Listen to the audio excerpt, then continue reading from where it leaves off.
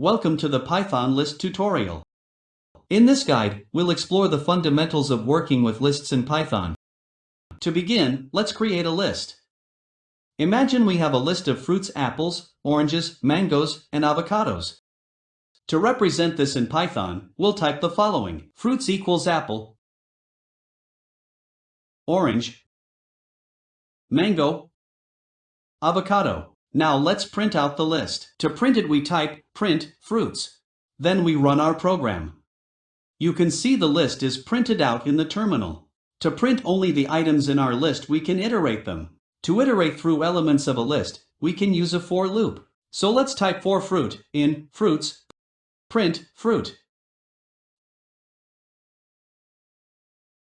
So the fruits printed in a column. If we want to print each fruit on same line, we can use and equals method. Now it printed in same row. Now, let's delve into accessing elements within this list. If we want to retrieve the first fruit, we use indexing. For example, first fruit equals fruits 0. The index of first item is 0, so it prints apple. Similarly, to get the last fruit, we use negative indexing. Last fruit equals fruits minus 1. Index of last item is minus 1, now it prints avocado. Moving on to slicing, we can extract a subset of the list. Let's say we want a selection of fruits from position 1 to position 2. Fruits 1:3. That printed orange and mango. Lists are mutable, meaning we can modify them. Suppose we decide to change mango to banana. Here's how we do it. Fruits 2 equals banana. So, now instead of mango there is banana in the list.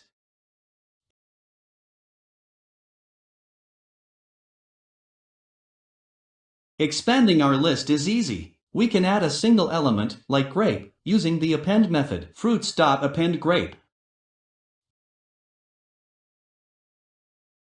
That added grape at the end of the list after avocado.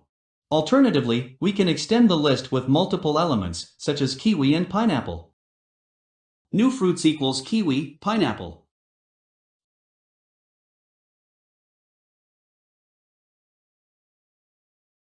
Fruits.extend new fruits. You can see the list has new 2 fruits now. Removing elements is also straightforward. Let's say we want to remove the second fruit, which is orange, either by using pop or remove. Let's type removed fruit equals fruits.pop1. The pop method removes the item at the given index and also returns the removed item's name. So let's print fruits list and removed item. Then it prints our list without the fruit orange, and after a space we can see the returned fruit, which is orange.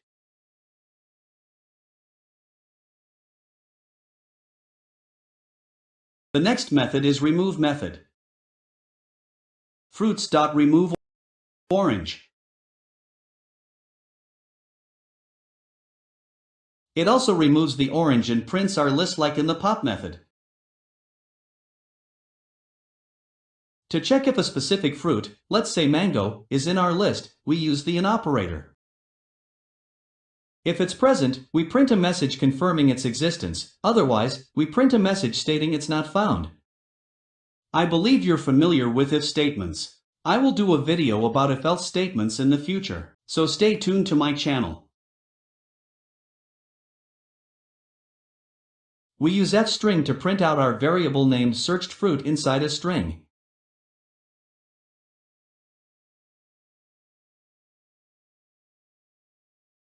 So the output is mango found in the list. Let's try giving a fruit that doesn't exist in the list. So I type kiwi. And that prints kiwi not found in the list.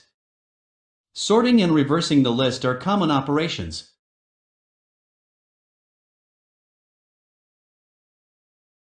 Sorting arranges elements in ascending order, and reversing flips the order.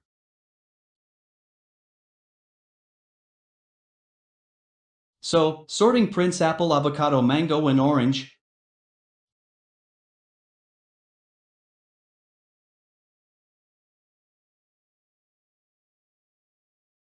And reversing prints avocado, mango, orange, and apple.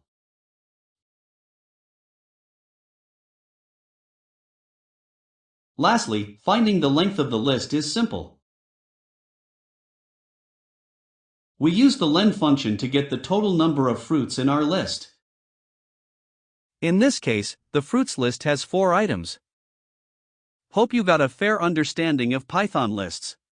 If this video helped you out, make sure to like, subscribe, and stay tuned for more. Thank you.